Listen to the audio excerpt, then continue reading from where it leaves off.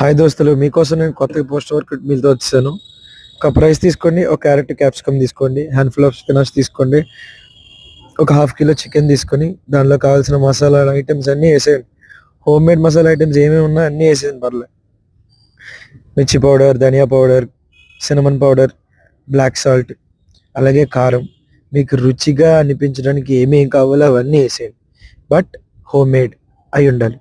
Ginger paste కూడా వేసుకోండి. Next olive oil కానీ 2 స్పూన్స్ గీ కానీ యాడ్ చేసుకోండి.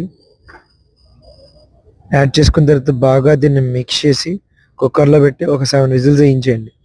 7 విజిల్స్ వేయిస్తే చికెన్ కూడా మంచిగా బాయిల్ అవుతుంది. అండ్ అలాగే రైస్ నాకు కొంచెం మెత్తగా ఉన్న ఇష్టం కాబట్టి నేను ఇలా ప్లాన్ చేసుకున్నాను. రైస్ మెత్తగా ఉన్న టేస్టీగా ఉంటే చాలు అనుకున్న వాళ్ళందరూ ఇలా ప్లాన్ చేసుకోండి.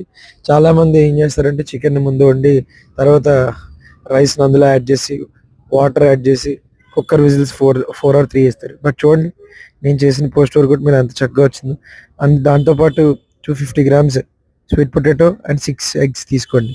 3 మీల్స్ కింద చేసుకొని ప్రతి మీల్లో 2 ఎగ్స్ యాడ్ చేసుకోండి అండ్ 100 గ్రామ్స్ స్వీట్ పొటాటో పెట్టుకోండి. So post workout meal ready. మరిన్ని పోస్ట్ వర్కౌట్ మీల్ అప్డేట్స్ కోసం subscribe our channel. Thank you.